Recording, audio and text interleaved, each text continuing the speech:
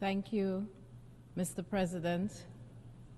Saint Lucia aligns itself with the statements delivered on behalf of CARICOM, on behalf of CELAC, on behalf of NAM, on behalf of the G77 and China.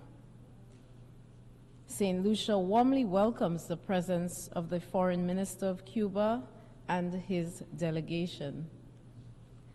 Mr. President, Saint Lucia reaffirms its sacred commitment to the purposes and principles of the Charter of the United Nations. The principles of the sovereign equality of states, non-intervention and non-interference in the internal affairs of states, as well as the peaceful coexistence among nations, remain the tenets of this institution. Mr. President, in essence, we, the peoples of the United Nations, committed to live as good neighbors. Saint Lucia joins with the great majority of the membership of the United Nations and reiterates its support for the resolution which continues to call for the end to the economic, commercial, and financial embargo imposed by the United States of America against Cuba. The application of unilateral measures applied in an extraterritorial manner are counter to the spirit of the United Nations Charter. Such measures are adverse to the right to development, as recognized by the General Assembly in numerous resolutions, and the deleterious effects and impact of unilateral coercive measures on the enjoyment of human rights on the society, particularly the day-to-day lives of the people of Cuba, cannot be overstated. This long-standing 62-year-old unlawful economic, commercial, and financial embargo imposed by the United States against Cuba has been out of step with the principles for far too long. Saint Lucia's continued apprehension over the continuation of the embargo against our fellow Caribbean states was most recently echoed by the heads of government of the Caribbean community when they expressed grave concern about the deteriorating humanitarian situation resulting from the embargo wrongfully imposed on the people of Cuba. The impact of the embargo is wide-ranging.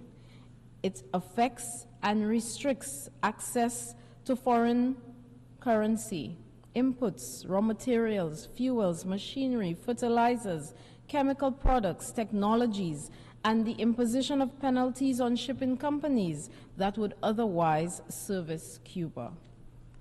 The consequences are real and far-reaching, including the reduction in food production.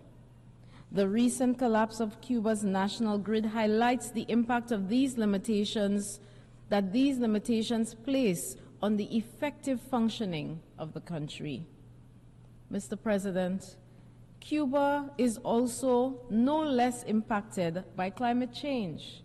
As a fellow small island developing state, Saint Lucia is well aware of the ongoing impact of storms and hurricanes. We can only imagine the compounded complexities of the recent passage of Hurricane Oscar on the lives of the people of Cuba. CARICOM heads of government have agreed to provide material support to assist Cuba in the recovery phase, just as Cuba has assisted us in the past in health sector, the education sector, and so much more. It is our humanitarian duty to respond when one of our Caribbean family requires it. Mr. President, Saint Lucia echoes CARICOM in considering the U.S. State Department's ongoing inclusion of Cuba on its list of state sponsors of terrorism as wrong and offensive. We join the call for Cuba to be removed from the list of countries deemed to be state sponsors of terrorism. Mr. President, leaving no one behind is what gives meaning to our 2030 agenda for sustainable development. The unselfish assistance of Cuba through cooperation and direct support to the Caribbean and the wider world is its demonstration of its own commitment to advancing our agenda for development. Cuba has been a good neighbor. We, in turn, must embrace Cuba and truly leave no one behind.